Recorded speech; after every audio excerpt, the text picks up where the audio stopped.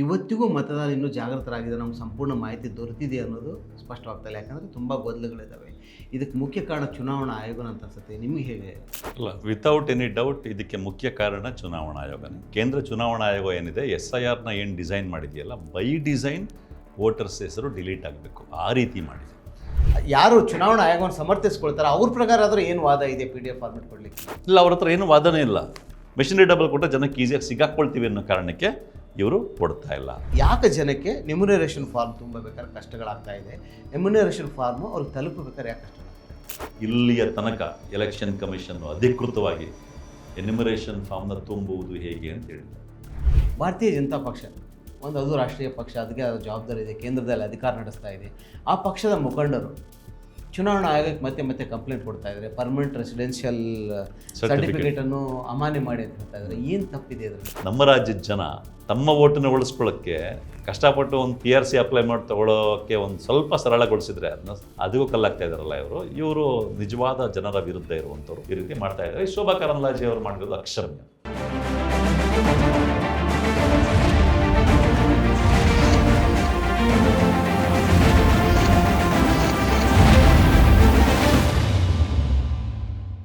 ನಮಸ್ಕಾರ, ಈ ದಿನ .comಗೆ ಸ್ವಾಗತ. ನಾನು ಸುನೀಲ್ ಸೇರ್ಸಂಗಿ. ರಾಜ್ಯದಲ್ಲಿ SIR ಶುರುವಾಗಿ ಹಲವು ದಿನಗಳೇ ಕಳೆದಿವೆ. ಸಮಸ್ಯೆಗಳು ದಿನದಿಂದ ದಿನಕ್ಕೆ ಹೆಚ್ಚಾಗ್ತಾನೇ ಇದ್ದಾವೆ. ಸಮಸ್ಯೆಗೆ ಪರಿಹಾರಗಳು ಸಿಗ್ತಾ ಇಲ್ಲ. ಆರೋಪ ಪ್ರತ್ಯಾರೋಪಗಳು, ಫಲಾನುವಾದಗಳು ಮಾತ್ರ ಕೇಳಿಬರ್ತಾ ಇದೆ. ಚುನಾವಣಾ ಆಯೋಗ ನಿಜವಾಗ್ಲೂ ಏನು ಮಾಡ್ತಾ ಇದೆ? SR ಹಿಂದೆ ಏನಿದೆ ಅವ್ರ ಹುನ್ನಾರ? ಯಾಕೆ BJP ಮತ್ತೆ ಮತ್ತೆ ಚುನಾವಣಾ ಆಯೋಗದ ಮೇಲೆ ಆರೋಪ ಮಾಡ್ತಾ ಇದೆ? ಈ ಎಲ್ಲ ಲೆಕ್ಕಾಚಾರಗಳನ್ನು ತಿಳ್ಕೊಳ್ಳಿಕ್ಕೆ ಇವತ್ತು ನಮ್ಮ ಜೊತೆಗಿದ್ದಾರೆ ಜಾಗೃತ ಕರ್ನಾಟಕದ BC ಬಸವರಾಜ್ ಅವರೇ. ಬಸವರಾಜ್ ಕಾರ್ಯಕ್ರಮಕ್ಕೆ ಸ್ವಾಗತ. ಒಂದು ರೀತಿ ನೋಡಿದ್ರೆ ಕರ್ನಾಟಕದಲ್ಲಿ ಜಾಗೃತ ಕರ್ನಾಟಕ ಇರ್ಬೋದು, ಅಥವಾ ನಮ್ಮ ಮತ ನಮ್ಮ ಹಕ್ಕು ಸಂಘಟನೆ ಇರ್ಬೋದು, ಅಥವಾ ಸಂಯುಕ್ತ ಹೋರಾಟ ಇರ್ಬೋದು, ಅಥವಾ ಮತ ಕಾವಲು ಸಮಿತಿ, ಎಲ್ಲರೂ ಮತದಾರರನ್ನು ಜಾಗೃತಗೊಳಿಸುವ ಪ್ರಯತ್ನ ಮಾಡ್ತಾ ಇದ್ದಾರೆ. ಆದರೂ ಸಹಿತ ಇವತ್ತಿಗೂ ಮತದಾರ ಇನ್ನೂ ಜಾಗೃತರಾಗಿದೆ, ನಮ್ಗೆ ಸಂಪೂರ್ಣ ಮಾಹಿತಿ ದೊರೆತಿದೆ ಅನ್ನೋದು ಸ್ಪಷ್ಟವಾಗ್ತಾಯಿಲ್ಲ. ಯಾಕಂದರೆ ತುಂಬ ಗೊಂದಲಗಳಿದ್ದಾವೆ. ಇದಕ್ಕೆ ಮುಖ್ಯ ಕಾರಣ ಚುನಾವಣಾ ಆಯೋಗ ಅಂತ ಅನ್ಸುತ್ತೆ. ನಿಮಗೆ ಹೇಗೆ? ಇಲ್ಲ, ವಿತೌಟ್ ಎನಿ ಡೌಟ್ ಇದಕ್ಕೆ ಮುಖ್ಯ ಕಾರಣ ಚುನಾವಣಾ ಆಯೋಗನೇ. ಕೇಂದ್ರ ಚುನಾವಣಾ ಆಯೋಗ ಏನಿದೆ, SIRನ ಏನು ಡಿಸೈನ್ ಮಾಡಿದೆಯಲ್ಲ, ಬೈ ಡಿಸೈನ್ ವೋಟರ್ಸ್ ಹೆಸರು ಡಿಲೀಟ್ ಆಗಬೇಕು, ಆ ರೀತಿ ಮಾಡಿದೆ. ಅಂದರೆ ಜನಸಾಮಾನ್ಯರಿಗೆ, ಅದರಲ್ಲೂ ಬಡವರಿಗೆ, ಅನಕ್ಷರಸ್ಥರಿಗೆ, ಮಹಿಳೆಯರಿಗೆ, ವಲಸೆ ಕಾರ್ಮಿಕರಿಗೆ ಇವರು ಕೇಳುವ ಒಂದು ಪ್ರೊಸೀಜರ್ ಇದೆಯಲ್ಲ, ಆ ಪ್ರೊಸೀಜರಲ್ಲಿ ಪಾಸಾಗಿ ಅವರ ವೋಟ್ ಉಳಿಸ್ಕೊಳ್ಳೋದು ಅತ್ಯಂತ ಕಷ್ಟ ಸಾಧ್ಯ ಆಗುವ ರೀತಿ ಚುನಾವಣಾ ಆಯೋಗ ಮಾಡಿರೋದ್ರಿಂದ, ಕನಿಷ್ಠ ಬಿಹಾರದಲ್ಲಿ ಫಸ್ಟ್ ಶುರು ಮಾಡಿದರು, ಮುಂದಿನ ಬೇರೆ ಬೇರೆ ಸ್ಟೇಟಲ್ಲಿ ಮಾಡ್ತಾ ಅದನ್ನು ಒಂಚೂರು ಇಂಪ್ರೂವೈಸ್ ಮಾಡಬೇಕಾಗಿತ್ತು. ಮತದಾರ ಅಂದರೆ ಅರ್ಹ ಮತದಾರರು ವೋಟರ್ ಲಿಸ್ಟಲ್ಲಿ ಉಳ್ಕೊಳ್ಳೋಕ್ಕೆ ಈಸಿ ಆಗೋ ಥರ ಮಾಡಬೇಕಾಗಿತ್ತು. ಆದರೆ ಇವರು ಅರ್ಹ ಮತದಾರರೇ ವೋಟರ್ ಲಿಸ್ಟಲ್ಲಿ ಉಳ್ಕೊಳ್ಳೋಕೆ ಕಷ್ಟ ಆಗಬೇಕು, ಆ ರೀತಿ ಸ್ಟೆಪ್ ಬೈ ಸ್ಟೆಪ್ ಮಾಡ್ಕೊಂಡು ಬರ್ತಾ ಇದ್ದಾರೆ. ಅದಕ್ಕಾಗಿ ಬೇಕಾದ ಡಿಸೈನನ್ನು ಮಾಡಿದ್ದಾರೆ, ಅದಕ್ಕಾಗಿ ಬೇಕಾದ ಸಾಫ್ಟ್ವೇರನ್ನು ಅವರು ಅಭಿವೃದ್ಧಿ ಸಾಫ್ಟ್ವೇರು ಮಾಡ್ಕೊಂಡಿದ್ದಾರೆ. ಸಾಫ್ಟ್ವೇರ್ ಏನು ಚೆಕ್ ಮಾಡಿದ್ರು, ಸಾಫ್ಟ್ವೇರ್ ಏನೇ ತಪ್ಪು ಮಾಡಿದ್ರು ಅವರು ಯಾವುದನ್ನು ಚೆಕ್ ಮಾಡದೆ ಮಾಡ್ತಾ ಇದ್ದಾರೆ. ಉದಾಹರಣೆಗೆ ನೋಡಿ, ವೆಸ್ಟ್ ಬೆಂಗಾಲಲ್ಲಿ ಟಾರ್ಗೆಟೆಡ್ ಡಿಲೀಟ್ ಮಾಡಬೇಕು ಅಂದ್ಕೊಂಡ್ರು. ಹಾಗಾಗಿ ವೆಸ್ಟ್ ಬೆಂಗಾಲಲ್ಲಿ ಬೇರೆ ಯಾವುದೇ ರಾಜ್ಯಗಳಲ್ಲೂ ಬಳಸದ ಲಾಜಿಕಲ್ ಡಿಸ್ಕ್ರಿಪೆನ್ಸಿ ಅನ್ನೋದನ್ನು ವೆಸ್ಟ್ ಬೆಂಗಾಲಲ್ಲಿ ತಂದರು. ಇನ್ನು ಕರ್ನಾಟಕದಲ್ಲಿ ಆ ಲಾಜಿಕಲ್ ಡಿಸ್ಕ್ರಿಪೆನ್ಸಿ ವೆಸ್ಟ್ ಬೆಂಗಾಲಲ್ಲಿ ತಂದಿದ್ದು 4 ಮಾತ್ರ. ಇಲ್ಲಿ ಕರ್ನಾಟಕದಲ್ಲಿ ಇನ್ನೂ 5-6 ಬಗೆಯ ಲಾಜಿಕಲ್ ಡಿಸ್ಕ್ರಿಪೆನ್ಸೀಸ್ನ ಆ್ಯಡ್ ಮಾಡಿದ್ದಾರೆ. ಉದಾಹರಣೆಗೆ, ಯಾವುದೇ ಮತದಾರನಿಗೂ ಮತ್ತು ಆತನ ಅಥವಾ ಆಕೆಯ ಅಜ್ಜಿಗೂ ಏಜ್ ಡಿಫ್ರೆನ್ಸು 40 ವರ್ಷಕ್ಕಿಂತ ಒಂಚೂರು ಕಡಿಮೆ ಇದ್ದರೆ ಎಗೇನ್ ಡೌಟ್ಫುಲ್ ಅಂತ.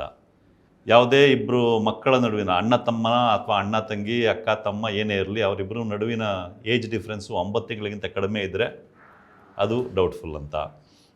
ಅವಳಿ ಜವಳಿ ಇದ್ರೆ ಏನು ಮಾಡ್ತಾರೋ ಗೊತ್ತಿಲ್ಲ, ಅದನ್ನು ಪ್ರೂವ್ ಮಾಡಬೇಕು. ಈಗ ಇವರಿಬ್ಬರು ಅವಳಿ ಜವಳಿ ಅಂತ ಈ ಥರ ಕೇಸ್ಗಳಲ್ಲಿ ಇಲ್ಲ. ಯಾಕಂದರೆ ಈ ರೀತಿ ಅನೇಕ ಲಾಜಿಕಲ್ ಡಿಸ್ಕ್ರಿಪೆನ್ಸಿಗಳನ್ನ ನಮ್ಮ ವಯೋಮಾನದ ಜನರನ್ನು ನಾವು ನೋಡ್ತಾ ಇದ್ರೆ ತುಂಬ ಜನ June 1 ಅಂತ ಅವ್ರದ್ದು ಡೇಟ್ ಆಫ್ ಬರ್ತ್ ನೋಡ್ತೀವಿ ನಾವು. ಯಾಕಂದರೆ ಸ್ಕೂಲಲ್ಲಿ ಶಾಲಾ ಮಾಸ್ಟರ್ಗಳು ಹಚ್ಚಿರೋದೇ ಡೇಟ್ ಆಫ್ ಬರ್ತ್.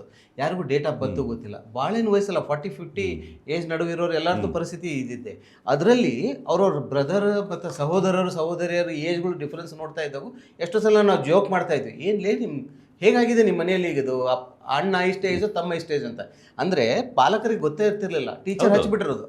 ಇವ್ರದ್ದು 76 ಆದ್ರೆ ಅವ್ರದ್ದು 76 ಡಿಸೆಂಬರ್, ಹೀಗೆ ಅಂಥವ್ರು ಏನು ಮಾಡ್ಬೇಕು ಈಗ? ಅವ್ರದ್ದು ಯಾವ ಪರಿಸ್ಥಿತಿ? ಅವರೆಲ್ಲರೂ ಹೋಗ್ಬಿಟ್ಟು ಡಾಕ್ಯುಮೆಂಟ್ನ ಸಾಲಲ್ಲಿ ನಿಂತ್ಕೊಂಡು ಓಡಾಡಿ ಕಷ್ಟಪಟ್ಟು ಡಾಕ್ಯುಮೆಂಟ್ ಕೊಡಬೇಕು.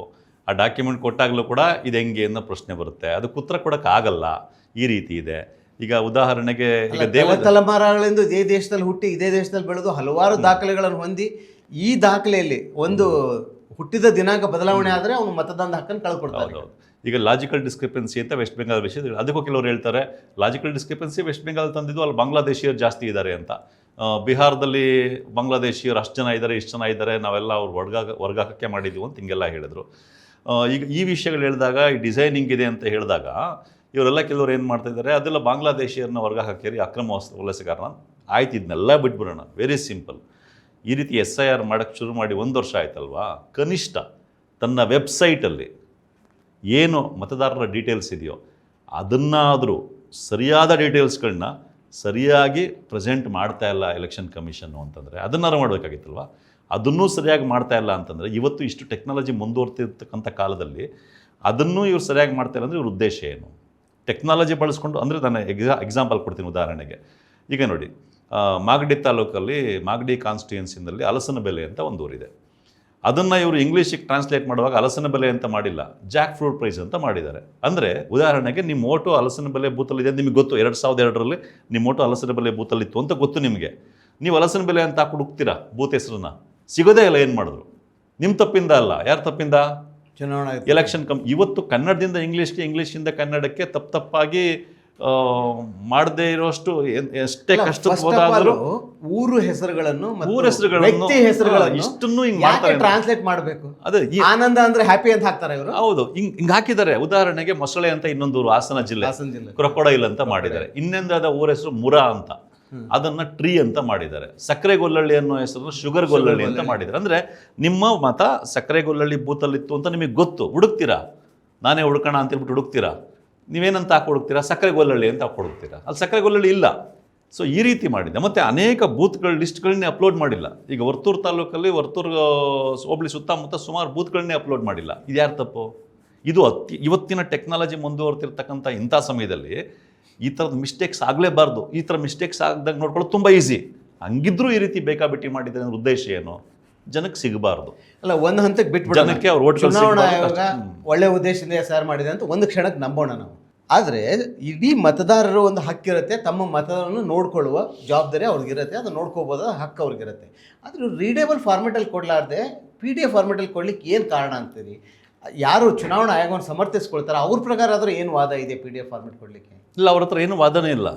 ಈಗ ಉದಾಹರಣೆಗೆ ನೋಡಿ, ನೀವು ಗಮನಿಸಿದ್ದೀರಾ, ಏನು CCTV ಫುಟೇಜ್ ಕೊಡಿ ಅಂತ ಹೇಳಿದ್ರೆ chief election commissioner Gyanesh Kumar ಹೇಳಿದ್ದೇನು, ನಮ್ಮ ಹೆಣ್ಮಕ್ಳ ಪ್ರೈವೇಸಿ ಹಾಳಾಗ್ಬಿಡುತ್ತೆ ಅಂತ ಹೇಳ್ತಾರೆ. ಈಗ ಬೂತಲ್ಲಿ ಓಟ್ ಹಾಕುವಾಗ CCTV ಯಾಕೆ ಇಡ್ತೀರಾ? ಹಾಗಾದ್ರೆ ಪ್ರೈವೇಸಿ ಅವ್ರೇನಲ್ಲಿ ಏನಾರು ಪ್ರೈವೇಸಿ ಪ್ರೈವೇಟ್ ಕೆಲಸ ಬರ್ತಾರೆ, ಓಟ್ ಹಾಕ್ತಾರೆ, ಹೋಗ್ತಾರೆ. ಅದು ಎಷ್ಟು ಜನ ಓಟ್ ಹಾಕೋದು ಕರೆಕ್ಟಾಗಿ ಹಾಕಿದ್ರೆ ಅನ್ನೋದನ್ನ ಹಾಕೊಳ್ಳೋಕೆ CCTV ಇಟ್ಟಿರೋದು. ಅದನ್ನೇ ಕೊಡಲಿಲ್ಲ ಅಂದರೆ ಅದಕ್ಕೆ ಅಷ್ಟು ಬಾಲಿಶವಾದ ಉತ್ತರ ಕೊಟ್ಟರು ಅಂತಂದರೆ ಇವರು ಇದನ್ನು ಮೆಷಿನ್ ರೀಡಬಲ್ ಫಾರ್ಮ್ಯಾಟಲ್ಲಿ ಯಾಕೆ ಕೊಡ್ತಾ ಇಲ್ಲ ಅಂತಂದರೆ ಇವ್ರ ಕಳ್ಳತನಗಳಿರ್ತಾರದವು. ಅಂದರೆ ನಮಗೆ ಮೇಲ್ನೋಟ ಕಂಡು ಬಂದಿರತಕ್ಕಂಥವು ಈಗ ಸಾವಿರ ಇವೆ. ಉದಾಹರಣೆಗೆ ಬಿಹಾರಲ್ಲಿ SIR ಮಾಡ್ತಾ ಇರೋದು ಏನಕ್ಕೆ? ಇವರು ಮುಖ್ಯವಾಗಿ ಹೇಳ್ತಿರೋದು ವೋಟರ್ ಲಿಸ್ಟ್ನ ತುಂಬ ನೀಟಾಗಿ ನಾವು ಪರಿಷ್ಕರಣೆ ಮಾಡಬೇಕು, ತುಂಬ ನೀಟಾಗಿರಬೇಕು. ಅದು ಯಾಕೆಂದರೆ ಪ್ರಜಾಪ್ರಭುತ್ವದಲ್ಲಿ ಓಟೇ ಬೇಸಿಕ್ಕು. ಅದನ್ನು ಹಂಗಾಗಿ ವೋಟರ್ ಲಿಸ್ಟ್ ಕರೆಕ್ಟಾಗಿರ್ತಕ್ಕಂಥದ್ದು, ಒಬ್ಬ ಅರ್ಹ ಮತದಾರನು ಮಿಸ್ ಆಗದೆ ನೋಡ್ಕೊಳ್ತಕ್ಕಂಥದ್ದು, ಅಟ್ ದ ಸೇಮ್ ಟೈಮ್ ಒಬ್ಬ ಅನರ್ಹನೂ ಸೇರ್ಕೋಬಾರ್ದು, ಆ ಥರ ನೋಡ್ಕೋಬೇಕಾಗಿರೋದು ತಮ್ಮ ಕರ್ತವ್ಯ ಅಂತ ಹೇಳಿ ಮಾಡ್ತಾ ಇದ್ದಾರಲ್ವಾ. ಬಿಹಾರ್ ವೋಟರ್ ಲಿಸ್ಟಲ್ಲಿ SIR ಆಗಿದೆ. SIR ಆದಮೇಲೆ ಕೂಡ ಎಷ್ಟೋ ವೋಟರ್ ಹೆಸರುಗಳು ತಮಿಳಲ್ಲಿ, ಕನ್ನಡದಲ್ಲಿ ಹಿಂಗೆಲ್ಲ ಇದೆ. ಅಂದರೆ ಇವ್ರು ಯಾವ ಮಟ್ಟದಲ್ಲಿ ಕೆಲಸ ಮಾಡ್ತಾರೆ? ಈ ಥರದ ಮಿಸ್ಟೇಕ್ಗಳು ಜನಕ್ಕೆ ಗೊತ್ತಾದಾಗ ಜನಕ್ಕೆ ಇವರ ಬಂಡವಾಳ ಬಯಲಾಗುತ್ತೆ ಅನ್ನೋ ಕಾರಣಕ್ಕೆ ಅವರು ಏನೋ ಮಿಷನ್ ರೀಡಬಲ್ ವೋಟರ್ ಲಿಸ್ಟ್ನ ಕೊಡ್ತಾ ಇಲ್ಲ. ಕೊಟ್ಟರೆ ಬೇಗ ಗೊತ್ತಾಗ್ಬಿಡುತ್ತಲ್ಲ. ಈಗೇನು ಮಾಡಬೇಕು? ನೀವು ಪ್ರಿಂಟ್ ಔಟ್ ತೊಗೊಂಡು ಒಂದೊಂದೇ ನೋಡ್ಕೊಂಬರ್ಬೇಕು. It takes lot of time, ಕಷ್ಟ ಆಗುತ್ತೆ. ಮಿಷನ್ ರೀಡಬಲ್ ಕೊಟ್ಟರೆ ಜನಕ್ಕೆ ಈಸಿಯಾಗಿ ಸಿಗಾಕ್ಕೊಳ್ತೀವಿ ಅನ್ನೋ ಕಾರಣಕ್ಕೆ ಇವರು ಕೊಡ್ತಾ ಇಲ್ಲ. ಇಷ್ಟೇ ವಿಷಯ. ಇಲ್ಲ, ಒಂದು ರಾಜ್ಯದಿಂದ ಇನ್ನೊಂದು ರಾಜ್ಯಕ್ಕೆ ವಲಸೆ ಹೋಗಿರೋ ಸಾಧ್ಯತೆಗಳು ತುಂಬ ಇದೆ. ಈಗ 2000 ಇಸ್ವಿಯಿಂದ ಇತ್ತೀಚೆಗೆ ವಲಸೆ ನಾವು ನೋಡ್ತಾ ಇದ್ದರೆ ತುಂಬ ಹೇಗಿದೆ. ಹಳ್ಳಿಯಿಂದ ಗ್ರಾಮಕ್ಕೆ ಬಂದಿದ್ದು, ಸಿಟಿಗೆ ಬಂದಿದ್ದಾರೆ, ಬೇರೆ ಬೇರೆ ತಾಲೂಕುಗಳಿಗೆ ಹೋಗಿದ್ದಾರೆ, ಬೇರೆ ಬೇರೆ ರಾಜ್ಯಕ್ಕೆ ಹೋಗಿದ್ದಾರೆ. ಈಗ ನಾವು ರೀಡೇಬಲ್ ಫಾರ್ಮೆಟೇ ಇರಲಿಲ್ಲ ಅಂದರೆ ಬೇರೆ ರಾಜ್ಯಕ್ಕೆ ವಲಸೆ ಹೋದರು, ತಮ್ಮ ಮೂಲ ಮತ ಇಲ್ಲಿದ್ದರೆ ಅಥವಾ ಬೇರೆ ರಾಜ್ಯದಲ್ಲಿ ಈಗ ಅವರು ಇದ್ದರೆ ಹೇಗೆ ಗೊತ್ತು ಮಾಡ್ಕೊಳ್ಳೋದು ಇದನ್ನು? ಯಾಕಂದರೆ ಒಂದೊಂದು PDF ಫಾರ್ಮೆಟನ್ನು ನೀವು ಡೌನ್ಲೋಡ್ ಮಾಡ್ತಾ ಕೂತು ಇಲ್ಲ, ಆ ರೀತಿ ಹುಡುಕೋ ಅವಶ್ಯಕತೆ ಏನಿಲ್ಲ. ಈಗ ಎಲೆಕ್ಷನ್ ಕಮಿಷನ್ ವೆಬ್ಸೈಟ್ನಲ್ಲೇ ಹೋಗ್ಬಿಟ್ಟು ನಾವು 2002ರಲ್ಲಿ ನಾವು ಹೆಸರೆಲ್ಲಿತ್ತು ಅಂತ ಹುಡುಕಬಹುದು. ಅಂದರೆ ನಮಗೆ ಕನಿಷ್ಠ ಏನೋ ಯಾವ ಕಾನ್ಸ್ಟಿಟ್ಯೂಯನ್ಸಿಲಿ ಓಟ್ ಹಾಕಿದ್ವಿ ಅಂತ ನೆನಪಿದ್ರೆ ಯಾವುದೇ ರಾಜ್ಯದಲ್ಲಾಗಿರಲಿ ವೈಯಕ್ತಿಕವಾಗಿ ನಿಮ್ಮ ಮತವನ್ನು ನೀವು ಹುಡುಕ್ಬೋದು. ಅದ್ರ ನನಗೆ ಡೌಟ್ ಇದೆ, ಟೂರಿಸ್ಟ್ ವೋಟರ್ಸ್ ಇವರು ಪ್ರತಿ ರಾಜ್ಯದಲ್ಲೂ ಚುನಾವಣಾ ಸಂದರ್ಭದಲ್ಲಿ ಅಲ್ಲಿ ಹೋಗಿ ಓಟ್ ಹಾಕ್ತಾರನ್ನೋ ಒಂದು ಹೊಸ ಪರಂಪರೆ ಶುರುವಾಗಿದೆ ಅಂತ ಈಗಾಗಲೇ ಚುನಾವಣೆ ತಜ್ಞರು ಎಕ್ಸ್ಪರ್ಟ್ಸ್ಗಳು ಹೇಳ್ತಾ ಇದ್ದಾರೆ. ಈ ಟೂರಿಸ್ಟ್ ಊಟನ್ನು ಹುಡುಕೋದು ಹೇಗೆಪ್ಪ ಹಾಗಾದರೆ? ಇಡೀ ದೇಶದ ನೀವು ಇದು ರೀಡೇಬಲ್ ಮಷಿನ್ ರೀಡೇಬಲ್ ಕೊಡಲ್ಲ ನೀವು, ಎಲ್ಲವನ್ನು PDF ಮಾಡಿ ಎಲ್ಲ ರಾಜ್ಯಗಳಲ್ಲೂ PDFಗಳನ್ನು ಓಪನ್ ಮಾಡಿ ಕಂಪೇರ್ ಮಾಡೋಕ್ಕಾಗತ್ತಾ ಜನಕ್ಕೆ? ಇಲ್ಲ, ಜನ ಹುಡುಕೋದು ಕಷ್ಟ ಜನಕ್ಕೇನು ಕೊಡದೇ ಇರೋದ್ರಿಂದ. ಆದರೆ ಈಗ SIR ಆಗ್ತಿರೋದ್ರಲ್ಲಿ ಥ್ರೂಔಟ್ ಇಂಡಿಯಾದ್ದು ಆನ್ಲೈನಲ್ಲಿ ಕನೆಕ್ಟ್ ಆಗಿರೋದ್ರಿಂದ, ಉದಾಹರಣೆಗೆ ಈಗ ತಮಿಳ್ನಾಡಲ್ಲಿ SIR ಆಗಿದೆ. ತಮಿಳ್ನಾಡಲ್ಲಿ ಯಾರೋ ಒಬ್ಬರದು ವೋಟರ್ ಲಿಸ್ಟಲ್ಲಿ ಹೆಸರು ಸೇರ್ಕೊಂಡಿದೆ, SIR ಆದಮೇಲೆ ಸೇರ್ಕೊಂಡಿದೆ ಹೊಸದಾಗಿ, ಅಥವಾ ಅಲ್ಲಿತ್ತು. ಈಗ ಕರ್ನಾಟಕದಲ್ಲಿ SIR ಆಗ್ತಾ ಇದೆಯಲ್ವಾ, ಆ ತಮಿಳ್ನಾಡಲ್ಲಿ ಇರ್ತಕ್ಕಂಥ ವ್ಯಕ್ತಿ ಬಂದು ಕರ್ನಾಟಕದಲ್ಲಿ ಮೊದಲು ಓಟಿದ್ದು ಅವ್ರಿಗೆ ಎನ್ಯುಮರೇಷನ್ ಫಾರ್ಮ್ ಅವ್ರ ಹೆಸರಲ್ಲಿ ಇದಾಗಿದ್ದರೂ ಕೂಡ ಅವರು ಅದನ್ನು ಫಿಲ್ ಮಾಡಿಕೊಟ್ರೆ ಮತ್ತೊಂದು ಮಾಡಿದ್ರೆ ಅದು ಅವರ ಸಾಫ್ಟ್ವೇರು ಕಂಪ್ಲೀಟ್ ಯೂಶ್ವಲಿ ತೋರಿಸುತ್ತೆ. ಅಂದರೆ ಇದೇ ವೋಟರು ತಮಿಳ್ನಾಡಲ್ಲಿ ಇರೋದ್ರಿಂದ ಎರಡರಲ್ಲಿ ಒಂದು ಕಡೆ ಕ್ಯಾನ್ಸಲ್ ಆಗುತ್ತೆ. ಯೂಶ್ವಲಿ ಮೊದಲು ಆಲ್ರೆಡಿ ತಮಿಳ್ನಾಡಲ್ಲಿ ಆಗಿರೋದ್ರಿಂದ ಕರ್ನಾಟಕದ ಕ್ಯಾನ್ಸಲ್ ಆಗುತ್ತೆ. ಹಾಗಾಗಿ ಆ ಪ್ರಾಬ್ಲಮ್ ಏನು ಅಂತ ಇಲ್ಲ. ಬಟ್ ಈ ಥರ ಆಗಿದೆಯಾ ಅಂತೇಳಿ, ಈಗ ಉದಾಹರಣೆಗೆ ರಾಹುಲ್ ಗಾಂಧಿಯವರು ಏನು ಅವ್ರ ಟೀಮನ್ನು ಇಟ್ಟು ಚೆಕ್ ಮಾಡಿಸಿದ್ರು, ಆ ರೀತಿ ಯಾರಾದರೂ ಪೊಲಿಟಿಕಲ್ ಪಾರ್ಟಿಯವರು ಚೆಕ್ ಮಾಡಿಸ್ಬೇಕು ಅಂತ ಹೋದರೆ ಚೆಕ್ ಮಾಡಿಸ್ಬೇಕಾಗಿರೋದು ಅವ್ರ ಹಕ್ಕಿದೆ, ಅವರ ಕರ್ತವ್ಯನೂ ಇದೆ. ಯಾಕೆಂತಂದರೆ ಎಲೆಕ್ಷನ್ ಕಮಿಷನ್ ತನ್ನ ವಿಶ್ವಾಸಾರ್ಹತೆ ಉಳಿಸ್ಕೊಂಡಿಲ್ಲ. ಆ ರೀತಿ ಚೆಕ್ ಮಾಡಬೇಕು ಅಂದಾಗ, ಬೇರೆ ಯಾರಾದರೂ ಚೆಕ್ ಮಾಡಬೇಕು ಅಂದಾಗ ಅದು ಪೊಲಿಟಿಕಲ್ ಪಾರ್ಟಿಯವರಾಗಿರ್ಬೋದು, ಯಾರೇ ಪೊಲಿಟಿಕಲ್ ಕಾರ್ಯಕರ್ತರಾಗಿರ್ಬೋದು, ಪಾರ್ಟಿಯ ಅಥವಾ ಪಾರ್ಟಿಲಿ ಇಲ್ಲದೇ ಇರೋ ಅವ್ರ ರೀತಿ ಚೆಕ್ ಮಾಡಬೇಕು ಅಂದಾಗ ಕಷ್ಟ. ಯಾಕೆಂದರೆ ಆ ಚೆಕ್ ಮಾಡೋಕ್ಕಾಗಲ್ಲ. ಯಾಕೆಂದ್ರೆ ನೀವು PDF ಪ್ರಿಂಟ್ಔಟ್ ತೊಗೊಂಡು ಎಷ್ಟು ಅಂತ ಮಾಡ್ತೀರಿ, ಪ್ರಿಂಟ್ಔಟ್ ತೊಗೊಂಡು ಮಾಡೋಕ್ಕಾಗಲ್ಲ. ಇದ್ರ ಜೊತೆಗೆ ಇನ್ನೊಂದು ಇಂಪಾರ್ಟೆಂಟ್ ಅಂತ ಅನಿಸುತ್ತೆ, ಈ ಎಲ್ಲ ಸಂಘಟನೆಗಳು ಎಸ್ಪೆಷಲಿ ಈಗ ಜಾಗೃತ ಕರ್ನಾಟಕ ನೀವು BLAಗಳಿಗೆ ಟ್ರೈನಿಂಗ್ ಕೊಡೋದನ್ನು ಮುಖ್ಯವಾಗಿಟ್ಟರೆ, ಅದ್ರ ಜೊತೆಗೆ ಮತದಾರ ಜಾಗೃತ ಮಾಡುವ ವಿಡಿಯೋಗಳನ್ನು ಮಾಡುವಂಥ ಪ್ರಗತಿ. ಈಗ ನಮ್ಮ ಮತ ನಮ್ಮ ಹಕ್ಕು, ಎಸ್ಪೆಷಲಿ ಅವ್ರು ಬೆಂಗಳೂರಿಗೆ ಸೀಮಿತವಾಗಿದ್ದುಕೊಂಡು ಬೆಂಗಳೂರಲ್ಲಿ ಮತದಾರರು ತಮ್ಮ ಮತನ ಹಕ್ಕು ರಕ್ಷಿಸ್ಕೊಳ್ಳಿಕ್ಕೆ ಏನು ಮಾಡ್ಬೇಕಂತ ಮಾಡ್ತಾ ಇದ್ದಾರೆ. ಈಗ ನಾವು 2023ರಲ್ಲಿ ಕರ್ನಾಟಕದ ತುಂಬ ಎದ್ದೇಳು ಕರ್ನಾಟಕ ಮಾಡಿ, ಈ ಹೇಗೆ ಒಂದು ಸ್ವಜನರು ಒಂದು ಪಕ್ಷ ತನ್ನ ಎಲ್ಲ ಸೌಲಭ್ಯಗಳನ್ನು ಬಳಸ್ಕೊಂಡು ಅಧಿಕಾರ ಪಡಿತೀವಿ, ಅದನ್ನು ವಿರೋಧ ಮಾಡಲಿಕ್ಕೆ ಏನು ಮಾಡ್ಬೇಕು ಅನ್ನೋ ಕಾರ್ಯವನ್ನು ಅವರು ನಾಗರಿಕ ಸಮಾಜವಾಗಿ ಮಾಡ್ತಾಯಿದ್ರು. ಈಗ ಅದೇ ರೀತಿ ಮತ ಕಾವಲು ಸಮಿತಿ ಮಾಡಿಕೊಂಡು ಪ್ರತಿ ಬೂತಲ್ಲೂ ಕಾರ್ಯನಿರ್ವಹಿಸ್ತಾ ಇದ್ದಾರೆ. ಇಷ್ಟೆಲ್ಲ ಇದ್ದ ಮೇಲೂ ಸಹಿತ ಯಾಕೆ ಜನಕ್ಕೆ ಎನ್ಯುಮರೇಷನ್ ಫಾರ್ಮ್ ತುಂಬಬೇಕಾದ್ರೆ ಕಷ್ಟಗಳಾಗ್ತಾ ಇದೆ? ಎನ್ಯುಮರೇಷನ್ ಫಾರ್ಮು ಅವ್ರಿಗೆ ತಲುಪಬೇಕಾದ್ರೆ ಯಾಕೆ ಕಷ್ಟಗಳಾಗ್ತಾ ಇದೆ? ಆ್ಯಕ್ಚುಲಿ ಜಾಗೃತ ಕರ್ನಾಟಕ ಕಾಂಗ್ರೆಸ್ ಪಕ್ಷದ BLAಗಳನ್ನ ಟ್ರೈನ್ ಮಾಡುವಂಥ ಕೆಲಸವನ್ನು ಮಾಡ್ತು. ಯಾಕೆ ಅಂತಂದರೆ BLAಗಳ ಸರಿಯಾಗಿ ಟ್ರೈನ್ ಆಗಿ ಸರಿಯಾಗಿ ಕೆಲಸ ಮಾಡಿದ್ರೆ ಆಯಾ ಬೂತ್, ಪರ್ಟಿಕ್ಯುಲರ್ಲಿ ಬೆಂಗಳೂರಲ್ಲಿ ಅದು ಕಷ್ಟ ಆಗ್ಬೋದು. ಯಾಕೆಂದರೆ ಬೆಂಗಳೂರಲ್ಲಿ BLAಗಳಿಗೆ ಆ ಬೂತಿನ ಎಲ್ಲರೂ ಪರಿಚಯ ಇರೋ ಸಾಧ್ಯತೆ ಕಡಿಮೆ.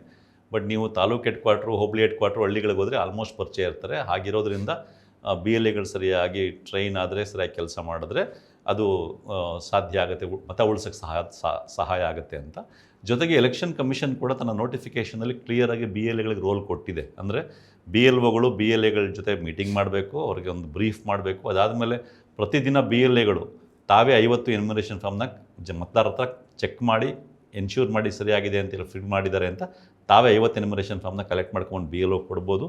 ಮತ್ತು BLO ತನ್ನ ಆ್ಯಪ್ನಲ್ಲಿ ಸ್ಕ್ಯಾನ್ ಮಾಡಿ ಅದನ್ನ ಅಪ್ಡೇಟ್ ಮಾಡುವಾಗ ಅಲ್ಲಿ ಸರಿ ತಪ್ಪುಗಳನ್ನ ಗಮನಿಸಿ ಅದಕ್ಕೆ ಸರಿಯಾಗಿ ಅಪ್ಡೇಟ್ ಆಗೋ ಥರ ಅದನ್ನು ಗಮನಿಸ್ಕೋಬಹುದು ಅನ್ನೋ ರೈಟ್ಸ್ಗಳನ್ನ ಕೊಟ್ಟಿರೋದ್ರಿಂದ ಜಾಗೃತ ಕರ್ನಾಟಕ ಈ ರೀತಿ ಮಾಡ್ತು. ಅದೇ ರೀತಿ ನಮ್ಮ ಮತ ನಮ್ಮ ಹಕ್ಕು, ಮತ ಕಾವಲು ಸಮಿತಿ, ಎದ್ದೇಳು ಕರ್ನಾಟಕ, ಈ ರೀತಿ ಅನೇಕ ಸಂಘಟನೆಗಳು ನಿಜಕ್ಕೂ ಜನರಿಗೆ ಅವೇರ್ನೆಸ್ ಮಾಡುವಂಥ ಕೆಲಸವನ್ನು ಜನಕ್ಕೆ ಈ ತಮ್ಮ ಮತ ಉಳಿಸ್ಕೊಳ್ಳೋಕೆ ಏನೇನಾಗಬೇಕು ಅದನ್ನು ತಮ್ಮದೇ ಆದ ವಿಭಿನ್ನ ರೀತಿಯಲ್ಲಿ ಮಾಡ್ತಾರೆ. ಪ್ರತಿಯೊಂದು ಕೂಡ ಒಂದಕ್ಕೊಂದು ಪೂರಕವಾಗಿದೆ.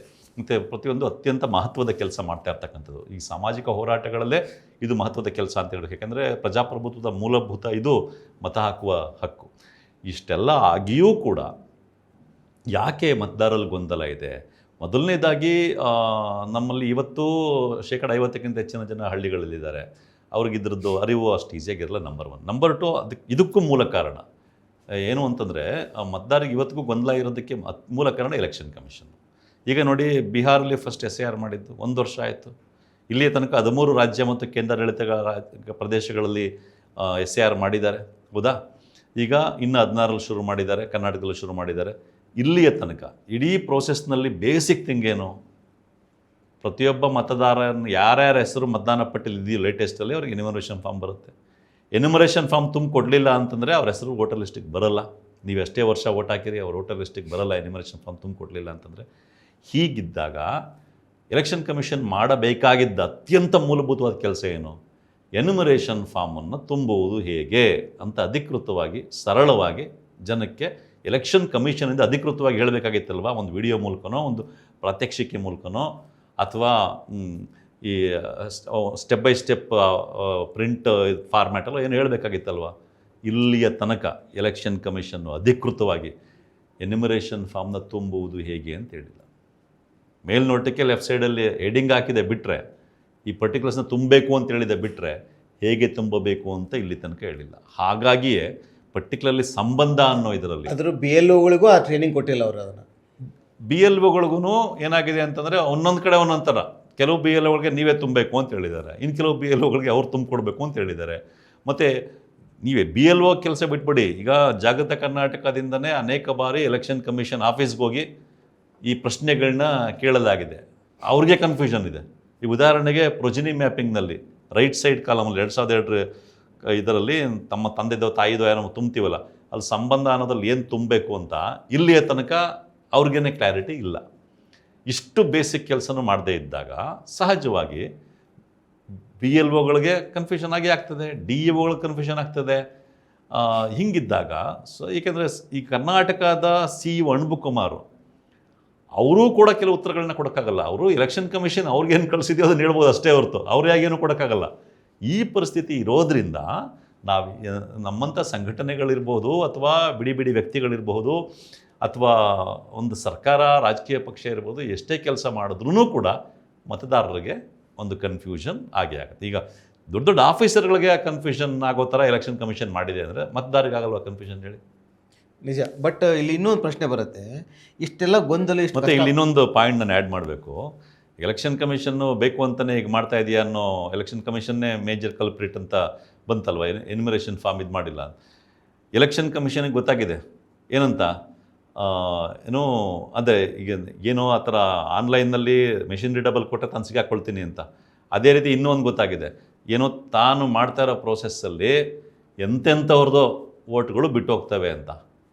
ಹಂಗೆ ಬಿಟ್ಟೋದಾಗ ಆ ಬಿಟ್ಟೋಗಿದ್ದಂಥ ಓಟ್ಗಳು ಒಬ್ಬ ರಿಟೈರ್ಡ್ ಜಡ್ಜ್ದಾಗಿರಬಹುದು, ಒಬ್ಬ ಫೇಮಸ್ ಪ್ಲೇಯರ್ದಾಗಿರಬಹುದು, ಒಬ್ಬ ಕ್ರಿಕೆಟರ್ ಹೆಸರು ಬಿಟ್ಟೋಗ್ಬೋದು, ಒಬ್ಬ ದೊಡ್ಡ ಸಾಹಿತಿ ಹೆಸರು ಬಿಟ್ಟೋಗ್ಬೋದು. ಹಂಗಾದಾಗ ಏನಾಗ್ಬಿಡುತ್ತೆ, ದೊಡ್ಡ ಕೆಟ್ಟ ಹೆಸರು ಬರುತ್ತೆ. ಎಲೆಕ್ಷನ್ ಕಮಿಷನ್ ಸರಿಯಾಗಿ ಮಾಡ್ತಾಯಿಲ್ಲ ಅಂತ. ವೆಸ್ಟ್ ಬೆಂಗಾಲಲ್ಲಿ ಹಂಗೆ ಆಯಿತು. ಒಬ್ಬ ರಿಟೈರ್ಡ್ ಜಡ್ಜು, ಮಿಲ್ಟ್ರಿನಲ್ಲಿ ಕಾರ್ಗಿಲಲ್ಲಿ ವಾರ್ ಮಾಡಿದ್ದಂಥವ್ರು, ಅಮರ್ತ್ಯ ಸೇನ್ ಅಂತ ನೊಬೆಲ್ ಪ್ರೈಸ್ ನೋಟಿಸ್ ಹೊರಟೋಯ್ತು.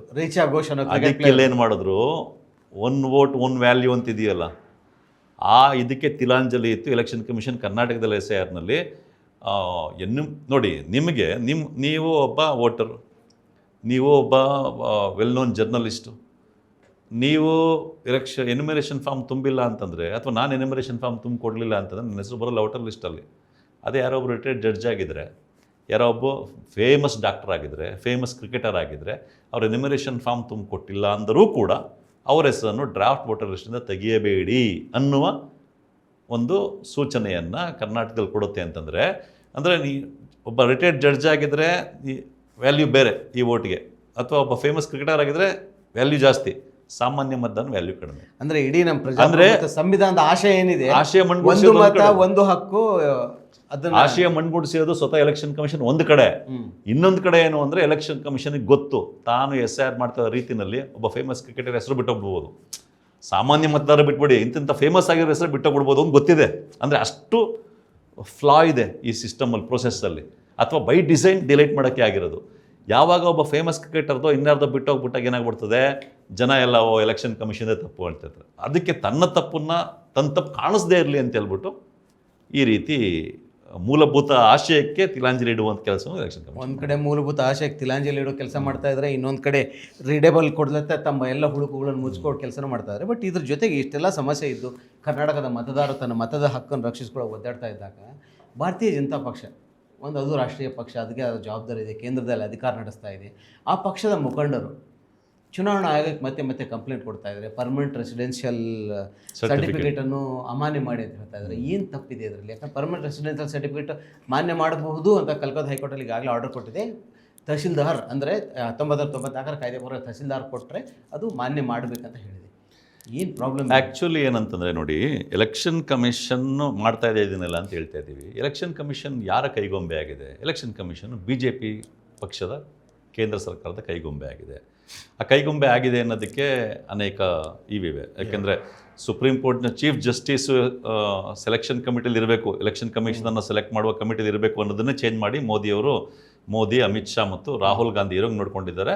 ಅಂದರೆ ಇಬ್ಬರು ಅವ್ರ ಕಡೆಯವರೇ ಇರ್ತಾರೆ. ಈ ರೀತಿಯಾಗಿದೆ. ಮತ್ತು ಈಗ ನೋಡಿ, ಇಲ್ಲಿ ಎಲೆಕ್ಷನ್ ಕಮಿಷನ್ನು ತಪ್ಪು ಅದೇ ಮಾಡ್ತಾ ಇರೋದು ಅಂತ ಹೇಳಿದಾಗಲೂ ಕೂಡ ಎಲೆಕ್ಷನ್ ಕಮಿಷನ್ BJP ಕೇಂದ್ರ ಸರ್ಕಾರ ಹೆಂಗೆ ಹೇಳ್ತಾ ಇದೆಯೋ ಹಂಗೆ ಮಾಡ್ತಾ ಇದೆಯೋ ಅಷ್ಟೇ.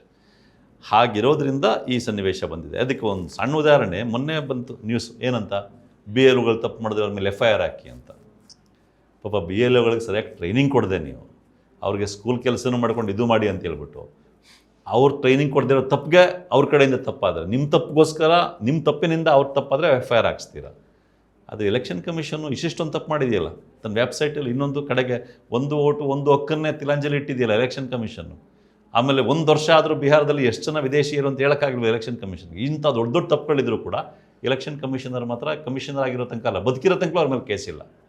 ಈ ರೀತಿ ಮಾಡಿದೆ ಅಂದಾಗ BJP ಅದರಿಂದ ಇದೆ. BJP ಅದರಿಂದ ಇದ್ದು ತನಗೆ ಯಾರು ವೋಟ್ ಹಾಕಲ್ವೋ ಅಂಥವ್ರನ್ನ ಟಾರ್ಗೆಟ್ ಮಾಡಿ ವೋಟ್ ಲಿಸ್ಟ್ನ ತೆಗೆಸುವಂಥ ಕೆಲಸವನ್ನು BJP ಮಾಡ್ತಾ ಇದೆ.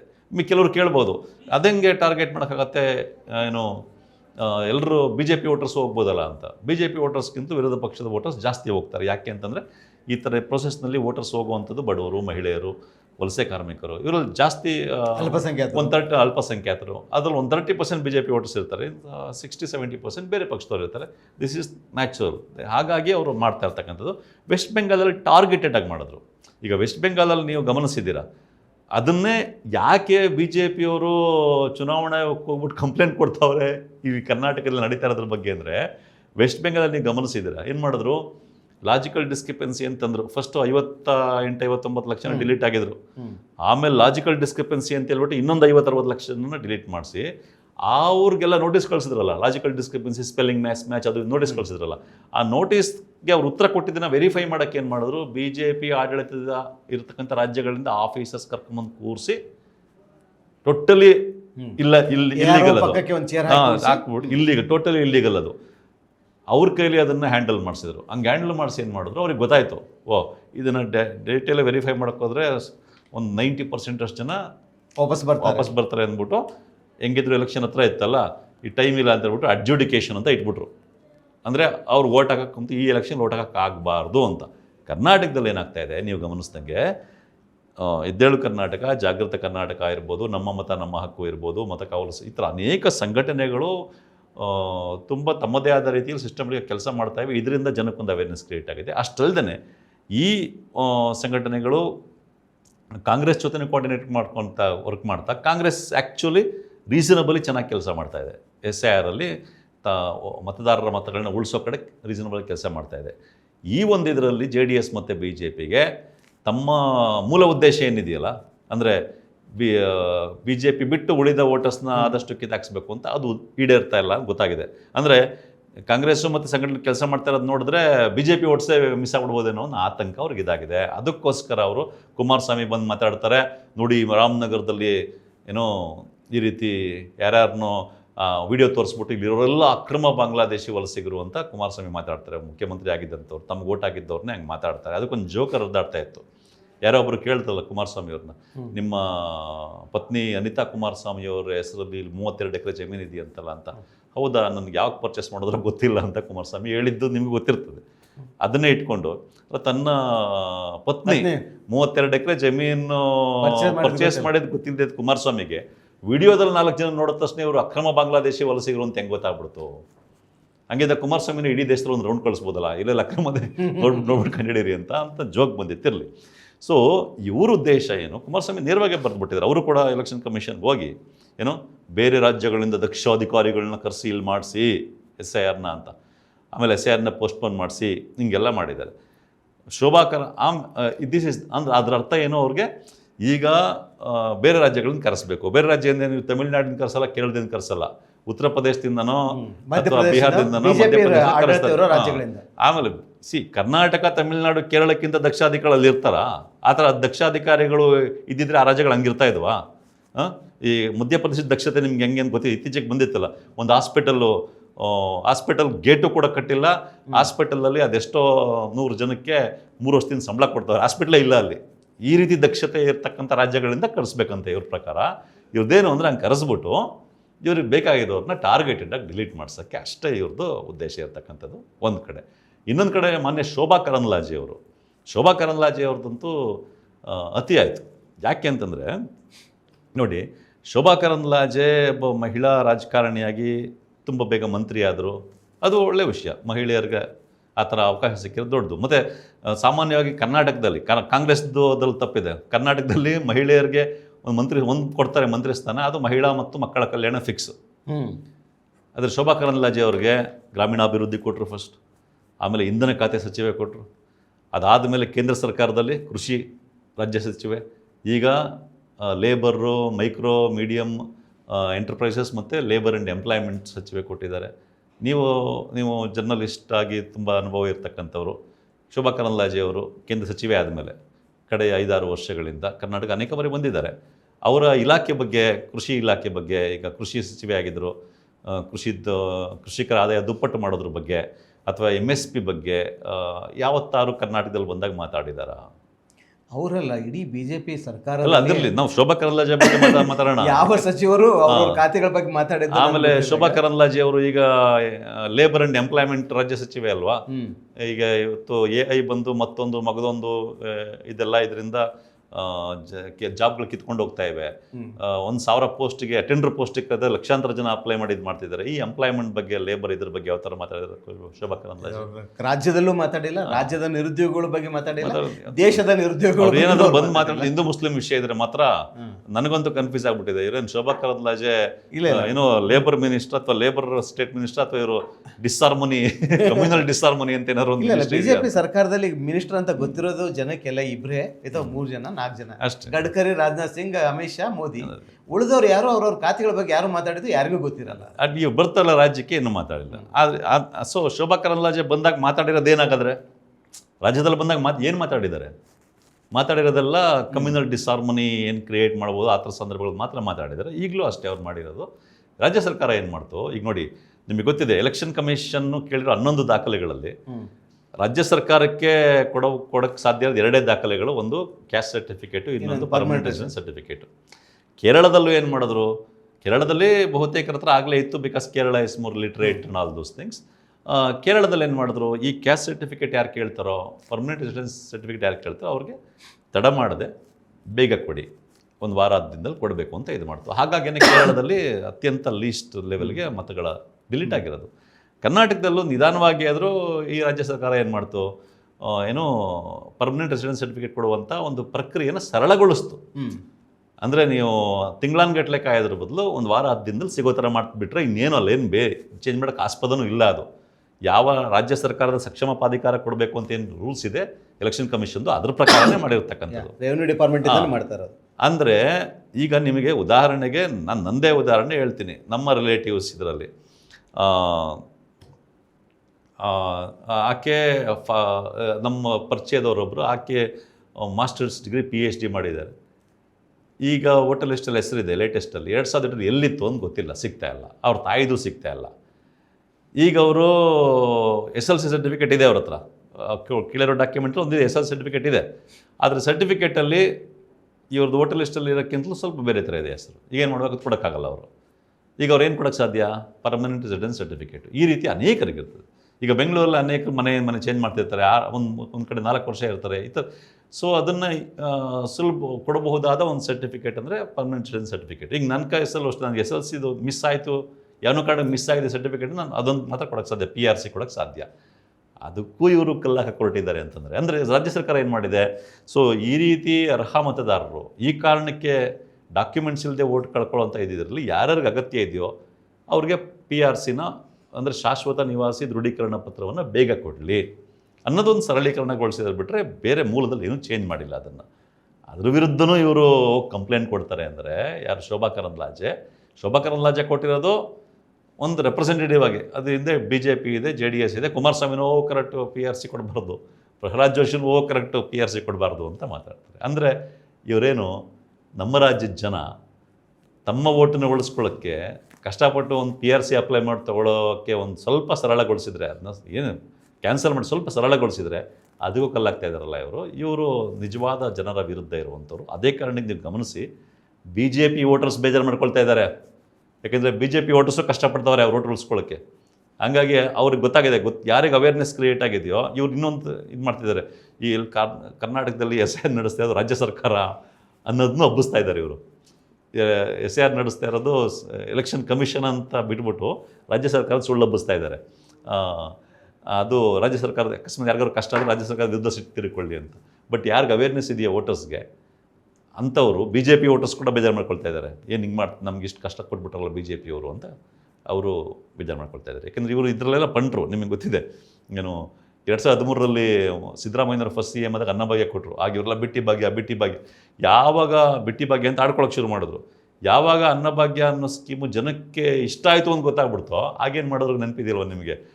ಅಕ್ಕಿ ಕೊಡ್ತಾರೆ ಮೋದಿ ಅಂತ ಸುಳ್ಳು ಪ್ರಚಾರ ಮಾಡೋಕ್ಕೆ ಶುರು ಮಾಡಿದ್ರು. ಸೊ ಹಿಂಗೆ ಈ ವಿಷಯದಲ್ಲೂ ಈ ರೀತಿ ಮಾಡ್ತಾ ಇದ್ದಾರೆ. ಶೋಭಾ ಕರಂದ್ಲಾಜೆ ಅವರು ಮಾಡಿರೋದು ಅಕ್ಷಮ್ಯ. ಯಾಕಂದರೆ ಪಾಪ ವೋಟ್ ಉಳಿಸ್ಕೊಳ್ಳೋದು ಅಂದರೆ ಜನ ಆತಂಕದಲ್ಲಿದ್ದಾರೆ ಇವತ್ತು. ಇವ್ರದೇ ಸರ್ಕಾರ ವೆಸ್ಟ್ ಬೆಂಗಾಲಲ್ಲಿ ವೋಟರ್ ಲಿಸ್ಟ್ ಇಲ್ಲದೆ ಇರೋರಿಗೆ ವೆಲ್ಫೇರ್ ಸ್ಕೀಮ್ ಕೊಡಲ್ಲ ಅಂತ ಹೇಳ್ತಾರೆ. ವೆಲ್ಫೇರ್ ಸ್ಕೀಮ್ ಅವನು ಬಿಹಾರ್ ಚೀಫ್ ಮಿನಿಸ್ಟರ್ ಹೇಳ್ತಾನೆ, ನನ್ನ ಬ್ಯಾಂಕ್ ಅಂತೆ ಬ್ಯಾನ್ ಬಿಸ್ನೆಸ್ ಮಾಡೋಕ್ಕಾಗಲ್ಲ, ನೀವು ಉಳಿಮೆ ಮಾಡೋಕ್ಕಾಗಲ್ಲ, ಏನು ಮಾಡಿದ್ರೆ ಬದುಕಂಗೆ ಇಲ್ಲ ನೀವು. ಅಂದರೆ ನೀವು ದೇಶದ ಪ್ರಜೆನೇ ಇಲ್ಲ. ಸುಪ್ರೀಂ ಕೋರ್ಟ್ ಹೇಳುತ್ತೆ ವೋಟರ್ ಲಿಸ್ಟ್ ಇಲ್ಲ ಅಂದ ತಕ್ಷಣ ಪರಿಚಯ ಇಲ್ಲ ಅಂತ ಹೇಳಂಗಿಲ್ಲ ಅಂತ. ಅದು ಇವ್ರನ್ನ ಟ್ರೀಟ್ ಮಾಡ್ತಾ ಇದ್ದಾರೆ. ಜನ ಹಿಂಗೆ ಆತಂಕದಲ್ಲಿರುವಾಗ ಇವರು ಅನುಕೂಲ ಆಗಿ ಮಾಡಬೇಕಷ್ಟೇ ಹೊರತು ಎಲೆಕ್ಷನ್ ಕಮಿಷನ್ ಇವ್ರಿಗೆ ನಿಜಕ್ಕೂ ಕಾಳಜಿ ಇದೆ. ಎಲೆಕ್ಷನ್ ಕಮಿಷನ್ಗೆ ಹೋಗಿ ಎಲ್ಲಪ್ಪ ಒಂದು ವರ್ಷದಿಂದ ಮಾಡ್ತಾ ಇದೆಯಲ್ಲ ಎನಿಮಿನೇಷನ್ ಫಾರ್ಮ್ ಫಿಲ್ ಮಾಡೋದು ಯಾಕೆ ಯಾಕೆ ಹೇಳಿಲ್ಲ ಅಂತ ಹೇಳ್ಬೇಕಲ್ವ? ಯಾಕೆ ಅದನ್ನು ಕೇಳಲಿ. ಇಲ್ಲ ಅಂದರೆ ಒಂದು ವರ್ಷ ಯಾಕೆ 3 ತಿಂಗಳಲ್ಲಿ ಮಾಡ್ತೀಯಾ? 6 ತಿಂಗಳು ತೊಗೊಂಡು ಮಾಡಪ್ಪ. ಈಗ ಅರ್ಜೆಂಟ್ ಇದೆ. ಇವರೇ ಹೋಗಿ ಎಲೆಕ್ಷನ್ ಕಮಿಷನ್ಗೆ ಏನು ಹೇಳಿದರೆ SIRನ ಪೋಸ್ಟ್ಪೋನ್ ಮಾಡಿ ಅಂತ. ಆ ಪೋಸ್ಟ್ಪೋನ್ ಮಾಡಿ ಅನ್ನೋದ್ರ ಬದಲು 6 ತಿಂಗಳು ಟೈಮ್ ಕೊಟ್ಟು ಮಾಡಿ ಅಂತ ಹೇಳಿ. ಆಮೇಲೆ 1 ವರ್ಷ ಆಯಿತು ಬಿಹಾರದಲ್ಲಿ ಇದು ಮಾಡಿ, ಸುಪ್ರೀಂ ಕೋರ್ಟು ಗಡುವು ಕೊಟ್ಟು 1 ತಿಂಗಳು ಮೇಲಾಗೋಯ್ತು. ಎಷ್ಟು ಜನ ವಿದೇಶಿಯರು ಸಿಕ್ಕಿದ್ದಾರೆ ಅಂತ ಯಾಕಪ್ಪ ಇನ್ನು ಹೇಳ್ತಾ ಇಲ್ಲ? ನಾವು ನೋಡಿದ್ರೆ ಎಲ್ಲ ಕಡೆನೂ ಅಕ್ರಮ ವಿದೇಶಿಯರನ್ನ, ಅಕ್ರಮ ಬಾಂಗ್ಲಾದೇಶಿಗರನ್ನ ಕಂಡುಹಿಡಿಯೋಕ್ಕೆ ಅಂತ ನಾವು ಪ್ರಚಾರ ಮಾಡ್ತಾ ಇದ್ದೀವಿ, SIR ಮಾಡ್ತಾ ಇರೋದು. ನೀನು ನೋಡಿದ್ರೆ 1 ವರ್ಷ ಆದ್ರೂ ಎಷ್ಟು ಜನ ಅಕ್ರಮದವ್ರು ಸಿಕ್ಕಿದ್ದಾರೆ ಅಂತ, ಅಕ್ರಮವಾಗಿರೋರು ಸಿಕ್ಕಿದ್ದಾರೆ ಅಂತ ಹೇಳಿದ್ವಲ್ಲಪ್ಪ ಅಂತ ಹಂಗೆ ಹೇಳಿ. ಆ ಪ್ರಶ್ನೆಗಳನ್ನ ಕೇಳಿ. ನಿಜ, ತುಂಬ ಇಂಪಾರ್ಟೆಂಟು. ಎಲ್ಲೋ ಒಂದು ಕಡೆ ಸ್ಪಷ್ಟವಾಗಿ ಗೊತ್ತಾಗ್ತಾ ಇದೆ. ಇದರಲ್ಲಿ ಚುನಾವಣಾ ಆಯೋಗ ಮತ್ತು ಕೇಂದ್ರದಲ್ಲಿ ಅಧಿಕಾರ ನಡೆಸ್ತಾ ಇರುವ ಪಕ್ಷ ಇಬ್ಬರು ಸೇರಿ ತಮ್ಮ ಸ್ವಹಿತಾಸಕ್ತಿಗಾಗಿ ಅಥವಾ ವಿರೋಧ ಪಕ್ಷವಿಲ್ಲದ ರೀತಿಯಲ್ಲಿ ಡೆಮಾಕ್ರಸಿಯನ್ನು ತಮಗೆ ಬೇಕಾದ ರೀತಿಯಲ್ಲಿ ತಿರುಚೋ ಪ್ರಯತ್ನ ಮಾಡ್ತಾ ಇರೋದು ಸ್ಪಷ್ಟ ಕಂಡುಬರ್ತದೆ.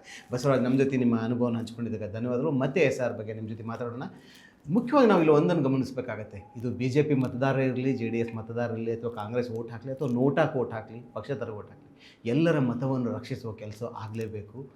ಸಂವಿಧಾನ ಕೊಟ್ಟ ಹಕ್ಕದು ನಮ್ಮದು. ಎಲ್ಲರಿಗೂ ಈ ದೇಶದಲ್ಲಿ ಒಂದೇ ಸಮಾನವಾದ ಹಕ್ಕಿದ್ರೆ ಅದು ಮತದಾನದ ಹಕ್ಕು. ಅದು ಅಂಬಾನಿ ಇರ್ಬೋದು, ಅದಾನಿ ಇರ್ಬೋದು, ಮೋದಿ ಇರ್ಬೋದು, ರಾಹುಲ್ ಗಾಂಧಿ ಇರ್ಬೋದು, ಅಥವಾ ನಾನಿರ್ಬೋದು, ಅಥವಾ ನೀವಿರ್ಬೋದು. ಎಲ್ಲರ ಹಕ್ಕಿಗೂ ಸಮಾನ ಇದು ವ್ಯಾಲ್ಯೂ ಇದೆ.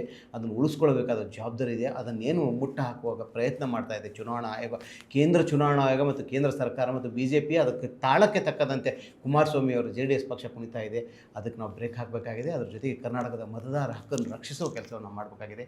ಆ ನಿಟ್ಟಿನಲ್ಲಿ ಎಲ್ಲ ಮತದಾರರು ಎಚ್ಚೆತ್ತುಕೊಳ್ಳಿ, ಅದಕ್ಕೆ ಬೇಕಾದ ದಾಖಲೆಗಳನ್ನು ಸರಿಪಡಿಸಿಕೊಳ್ಳಿ. ನಿಮ್ಗೆ ಏನಾದರೂ ಸಮಸ್ಯೆ ಆದರೆ ಸಂಬಂಧಪಟ್ಟ ತುಂಬ ಸಂಸ್ಥೆಗಳು, ಹೆಲ್ಪ್ ಡೆಸ್ಕ್ಗಳು ಇದ್ದಾವೆ, ಅದಕ್ಕೆ ಹೋಗಿ ವಿಚಾರ ಮಾಡಿ ನಿಮ್ಮ ಮತವನ್ನು ರೂಢಿಸಿಕೊಳ್ಳೋ ಜವಾಬ್ದಾರಿ ನಿಮ್ಮ ಕೈಯಲ್ಲಿದೆ. ನಮಸ್ಕಾರ.